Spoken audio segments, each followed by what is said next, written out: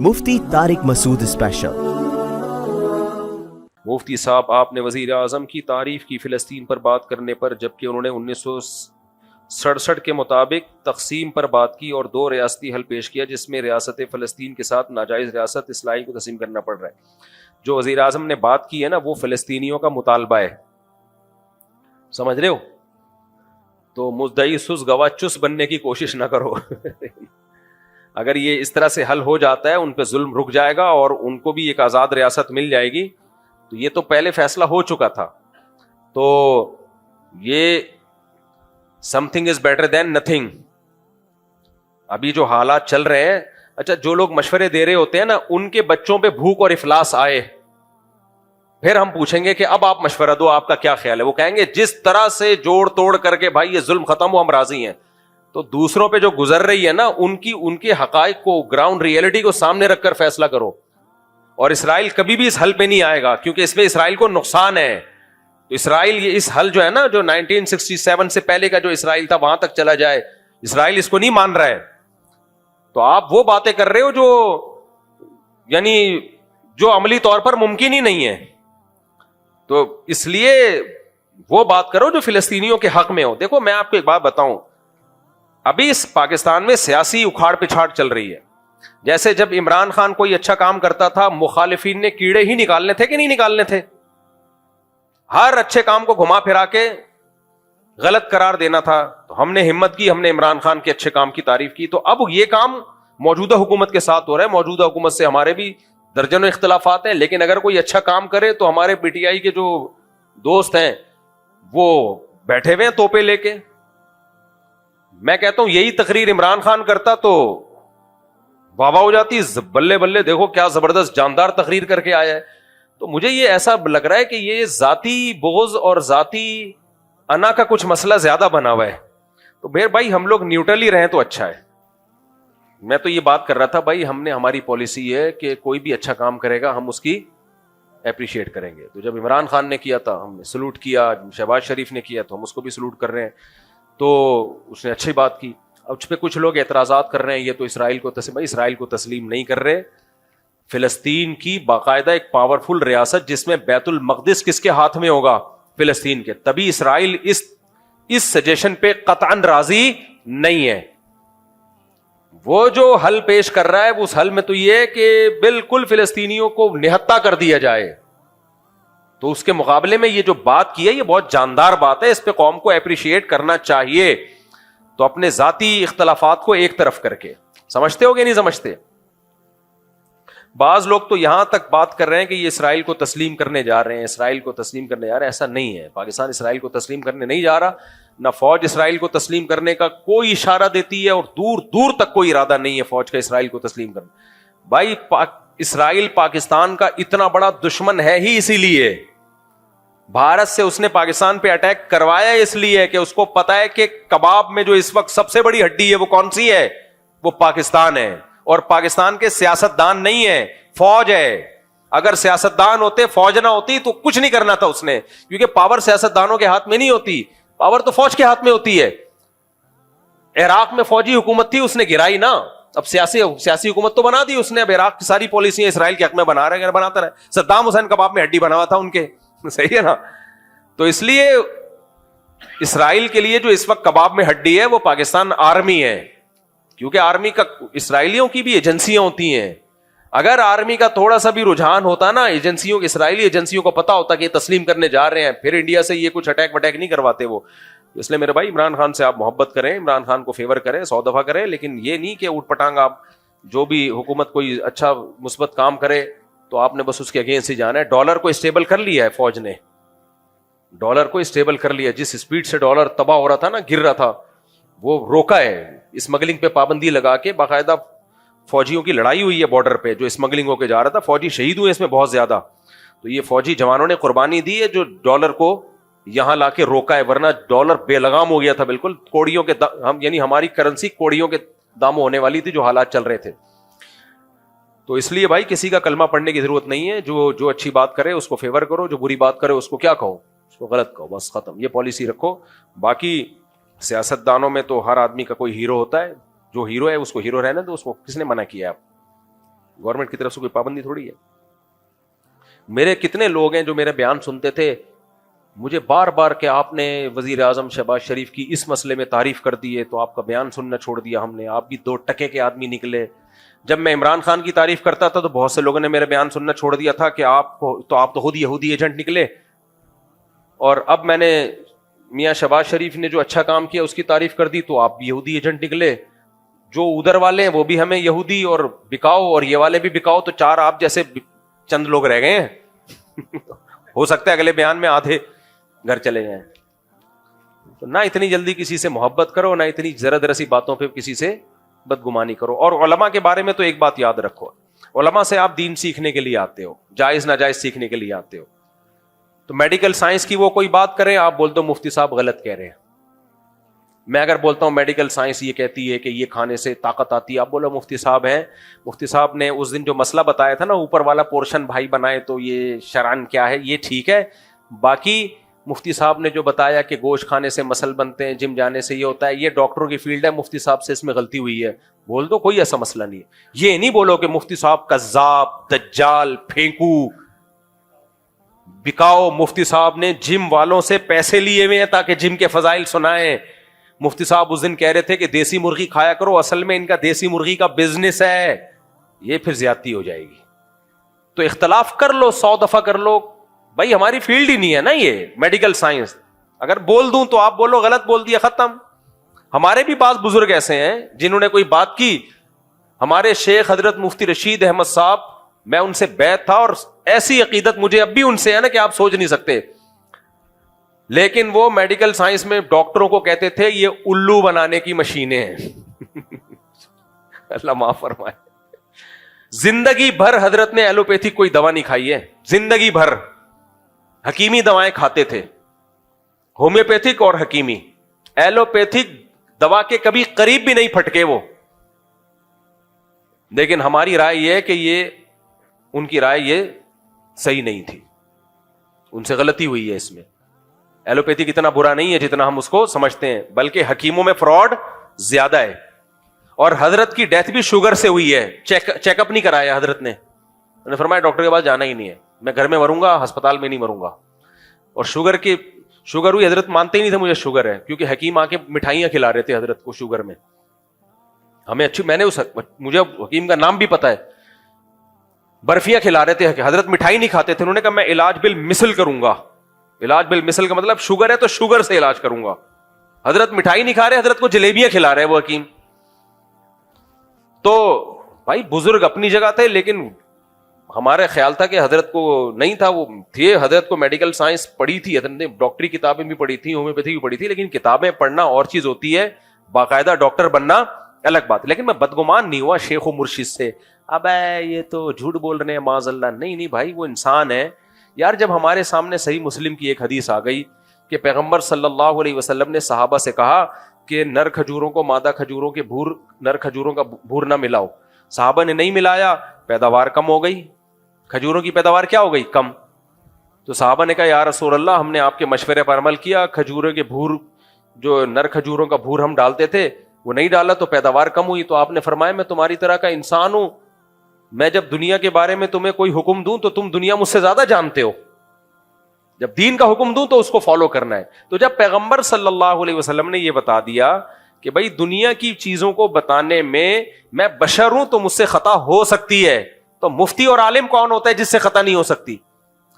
اس لیے میں جو آپ لوگ کو ٹوٹکے طبی بتا رہا ہوتا ہوں, لیمن ڈالو, اور اس میں اس دن آیا نا میں نے کہ اس میں شہد ملاؤ اور اس میں لیمو نچوڑو, اور لیمو کو پانی کے اندر آدھا گھنٹہ ڈال کے رکھو, اور اپنے خرچے پہ گرمی ہے تو ٹھنڈا ٹھنڈا, سردیاں ہیں تو نارمل پی جاؤ, تو ایسا خاندانی صحت ہو جائے گی. تو یہ ٹوٹکا ہے, ہو سکتا ہے کوئی پی کے انتقال کر جائے. سمجھ رہے ہو, یا اس کو ایسیڈیٹی ہو, تیزاب ہو, پتہ چلا وہ السر اس کا کینسر میں تبدیل ہو گیا, کیونکہ لیمن تو السر میں نقصان دیتا ہے. تو ایسے موقع پہ یہ نہیں بولو مفتی صاحب قاتل ہے, جھوٹا ہے, اس کے کسی درس قرآن کی کوئی حیثیت نہیں ہے.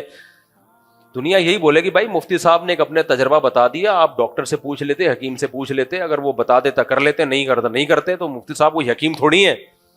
یہی بیلنس بات یہی ہوتی ہے نا, عمل کرنا ہے کر لو, نہیں کرنا ہے نہیں کرو. تو اسی طرح سیاست میں بھی جب میں کوئی بات کر رہا ہوں تو اس میں سیاسی بات ہے بھائی, اس میں ایک رائے ہے, آپ مان لیں مان لو, نہیں ماننا تو اس کا درس قرآن یا فتوے کے غلط ہونے سے تعلق تھوڑی ہے. ایک صاحب نے حضرت مفتی تقی صاحب کے بارے میں کہا کہ انہوں نے سندھ کے گورنر کی تعریف کی ہے. حضرت مفتی تقی صاحب نے گورنر سندھ کامران ٹیسوری کے بارے میں کہہ دیا کہ حضرت عمر کی سنت کو زندہ کیا ہے نا, وہ راتوں کو جاگتا ہے. اب ہو سکتا ہے دن میں سارا دن سوتا رہتا ہو, ہے وہ قابل احترام, مجھے میری بڑی ریسپیکٹ کرتے ہیں, اس لیے میں اس کے نام عزت سے لوں گا. مجھے جو آدمی عزت دے تو مجھے نہیں اچھا لگتا میں اس کی توہین کروں. تو کامران ٹیسوری سے جب بھی ہماری ملاقات ہوئی بڑی رسپیکٹ دی.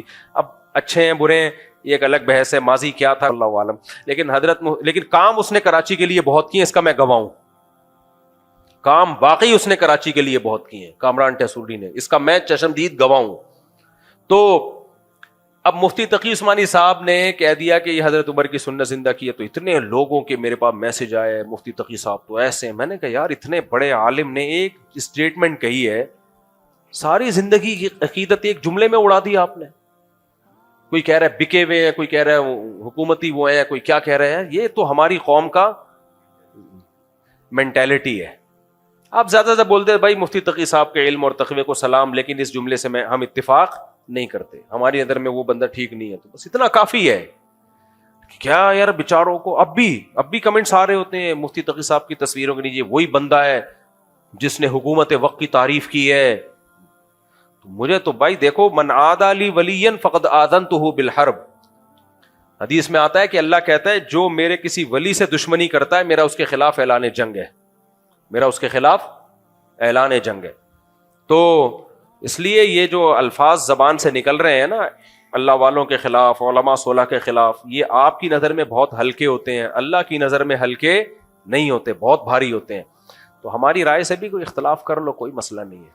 ہم تو شرعی مسائل ہم سے پوچھو. اگر ہم سیاسی بات کرتے ہیں تو میں نے شہباز شریف کی تعریف کر دی کہ اچھا کام کیا ہے, آپ بول دیتے نہیں اچھا کام کیا, ختم ہو گئی بات. تو یہ جو پاکستان نے بہت زبردست فلسطینی موقف کی تائید کی ہے یونائٹڈ نیشن میں, اس پہ حکومت کو اپریشیٹ کرنا چاہیے.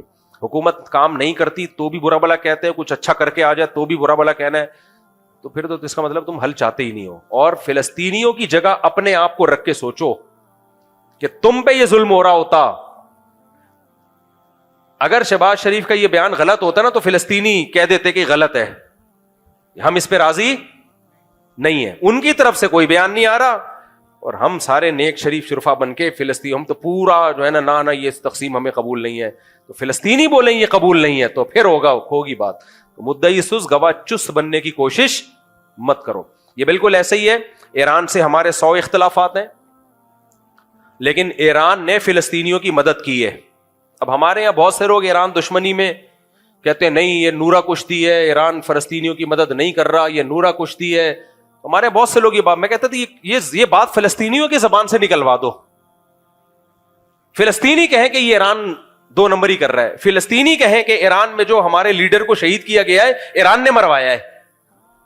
وہ تو نہیں کہہ رہے اور آپ کہہ رہے ہو. اس کا مطلب ایران سے جو آپ کی ذاتی دشمنی ہے اس کو آپ کسی اور طریقے سے نکال رہے ہو. تو ایران کوئی شریف شرفا ملک نہیں ہے, میں کوئی ایران کی تعریفیں نہیں کر رہا, بہت سے جرم ایران کے کندھے پہ بھی ہیں, لیکن جتنے ہیں اتنے ڈالے جائیں, جو نہیں ہے وہ نہیں. ایران نے فلسطینیوں کی بے تحاشا مدد کی ہے اور اس مدد کے صلے میں ایران کو قربانی دینی پڑی ہے, بھگتنا پڑا ہے. ایران میں میزائل آ کے گرے ہیں, ان کا آرمی کا آفیسر شہید ہوا ہے. تو یہ ساری قربانیاں فلسطینیوں کی مدد کی وجہ سے دی ہیں ایران نے, تو اس میں ایران کو اپریشیٹ کرنا بنتا ہے. تو فلسطینی کہہ رہے ہیں کہ ہماری مدد کر رہا ہے اور وہ کہہ رہے کہ ہم بہت کچھ کر رہا ہے, ابھی کہ ہر بات منہ یعنی ایسے بتانے کی نہیں ہوتی. تو اس کی سزا بھی ملی ہے ایران کو, واٹ لگا دی ہے ایران کی. لیکن ہمارے یہاں لوگ کہہ رہے ہیں ہمیں نورا کشتی ہے, خود ہی مروایا ہے, پہلے فلسطینیوں کے لیڈر کو بلایا اور خود ہی مروا دیا, خود ہی ہیلی کاپٹر گرا دیا, خود ہی یہ کر دیا. بند کمرے میں بیٹھے ہوئے ہیں, منہ میں پان ہے اور تبصرے ایسے کر رہے ہوتے ہیں جیسے پتہ نہیں ان سے بڑا فنٹر اس کائنات میں کوئی پیدا ہوا نہیں ہے. ان کی سورس آف نالج کیا ہے؟ کوئی سورس آف نالج نہیں ہے. تم کس سے ملے ہو یار؟ تم جا کے کسی فلسطینی سے ملے ہو تم, جو تمہیں بتا رہا ہو کہ تو فلسطینی جو ہمارے وزیر اعظم نے جو بات کی ہے فلسطینیوں کا, اس کے خلاف کوئی بیان نہیں آیا. لیکن اسرائیل اس کو کسی قیمت پہ تسلیم نہیں کر رہا ہے, کیونکہ اس اسرائیل کو پتا ہے میرا اس میں نقصان ہے. تو اس لیے یہ اچھا اقدام کیا ہمارے وزیر اعظم کی طرف سے, اچھا اقدام ہوا ہے. باقی جو بھی یہ کہا کرے نا نہیں یہ تو غلط تقسیم ہو رہی ہے, تو ان سے کہو ٹھیک ہے, تمہارے بچوں پہ جب یہ ظلم ہونا اور بھوکے شہید ہو رہے ہوں اور یہ قحط زدہ حالت میں وہ مبتلا ہوں, پھر تم کہنا کہ نہیں ہمیں وہ یعنی اتنا ایریا چاہیے جو عملی طور پر جس کا امکان ہی نہیں ہے. جن کے بچے شہید ہو رہے ہوتے ہیں, جو بھوک سے تڑپ کے جانے دے رہے ہیں, ان کی زندگیوں کو سامنے رکھ کر آپ فیصلہ کریں. یہ ایک ایسا ہے کہ ایک جگہ ایک صاحب جو تھے نا, ایک لڑکا تھا نکاح کرنا چاہتا تھا, تو لڑکے کے بھائی نے لڑکی والوں کے سامنے وہ شرطیں بیان کی کہ چھوٹے بھائی کو یقین ہو گیا کہ یہ لڑکی والے یہ شرطیں مانیں گے نہیں. اب وہ کہہ رہے کہ یار اس سے تو میرا رشتہ ہی ختم ہو جائے گا. بڑا بھائی کہہ رہے نہیں, میں تجھے مروانا نہیں چاہتا, میں چاہتا ہوں ابھی سے یہ شرطیں لکھوا لوں تاکہ بعد میں تو سکون کی زندگی گزارے. چھوٹا کہہ رہا ہے سکون گیا تیل لینے مجھے یہ لوگ ان شرطیں مانیں گے ہی نہیں, میرے تو یہاں شادی نہیں ہوگی. تو یہ بعض دفعہ ایسا ہوتا ہے, وہ کوئی خیر خواہ بن رہا ہوتا ہے, آپ کو کہہ رہا ہوتا ہے کہ بھائی یہ بہت یعنی اس میں یہ ہے, تو اس کو پتا ہوتا ہے بھائی یہ عمل ہی نہیں ہوگا اس کے اوپر, تو یہ میرے ہاتھ سے یہ جو پیکج ہے نا یہ نکل جائے گا. تو اگر یہ حل ہو جاتا ہے تو فلسطینی سکون میں آ جائیں گے. بیت المقدس کس کے ہاتھ میں چلا جائے گا؟ مسلمانوں کے پاس ہوگا. اصل تو بیت المقدس ہے, وہ لینا ہے ہر قیمت پہ. اس لیے میرا خیال ہے کہ شہباز شریف نے اچھی تقریر کی ہے, تو وہ آپ اختلاف کرو 100 دفعہ, لیکن کام خاندانی ہو گیا ہے. الٹرا ساؤنڈ پتہ چلا بھائی 2 مہینے کا حمل ہے اور بچہ بالکل معذور ہے اور دل کے بال بھی بند ہوئے ہیں, اور ہاں تو جان کا خطرہ ہے. ماں کی بھی تو ضائع کروا سکتے ہیں 2 ماہ کا حمل, ایسی شدید مجبوری میں ضائع کروا سکتے ہیں. 22 ماہ کا تو عاقل بالغ ہو گیا, بڑا ہو گیا اس کا مطلب ہے. اچھا 22 ہفتے, 5.5 ماہ کا ہے, پھر ضائع نہیں ہو سکتا حمل. اگر یہ غالب گمان ہے کہ بچہ پیدائش سے پہلے مر جائے گا ماں کے پیٹ میں, زندہ پیدا نہیں ہوگا, ڈاکٹر کہہ دیں کہ یہ ماں کے پیٹ میں کچھ وقت کے بعد جا کے مرے گا یہ, لیکن اس وقت پھر ماں کی زندگی خطرے میں ہوگی, تو پھر ضائع کروا سکتے ہیں. لیکن اگر زندہ پیدا ہونے کی امید ہے تو پھر اس کے پیدا ہونے کا انتظار ہر صورت میں کیا جائے گا, خود سے نہیں مار سکتے. دیکھو کوئی بھی مرنے والا ہو نا تو آپ کو اجازت نہیں اٹھا کر کے گولی مار دو آپ اس کو, ٹھیک ہے نا. مفتی صاحب میری وائف عالمہ ہے, ویسا تیرا اب خیر نہیں ہے, اور مجھ سے انتہائی بدتمیزی کرتی ہے, بات پہ چیزیں اٹھا کے مارتی ہے, ماشاء اللہ. حدیث بتاتا ہوں تو کہتی ہے کہ وہ بولتی ہے کہ حدیث اپنے پاس رکھو. استغفر اللہ, یہ تو کفریہ جملہ ہے بھائی, اس طرح حدیث کا مذاق اڑانا. دیکھو علم الگ چیز ہے, اخلاق اور تربیت الگ چیز ہے. پورا میرا جمعے کا بیان اسی موضوع پر ہوتا ہے. لوگ کہتے ہیں ہمیں ڈاکٹر لڑکی چاہیے, ہمیں عالمہ چاہیے. بھائی ڈاکٹر بھی اچھی ہے, عالمہ بھی اچھی ہے, لیکن پہلے یہ دیکھو گھریلو ہے یا نہیں ہے, اس کی تربیت ہے یا نہیں ہے. تربیت یافتہ ہو, عالمہ نہ ہو, ڈاکٹر نہ ہو, اچھی ہے. تربیت یافتہ ہو, ہاں تربیت یافتہ ہو, عالمہ اور یا ڈاکٹر نہ ہو تو گھر چل جائے گا. تربیت یافتہ نہیں ہے تو بھلے عالمہ ہو ڈاکٹر ہو, بیڑا وہ تمہیں ٹیکے لگا کے مار دے گی ڈاکٹر صاحبہ. خوشی کے موقع پر مٹھائی بانٹنا کیسا ہے؟ محلے کی خاتون ہر موقع پر مٹھائی کا مطالبہ کرتی ہے.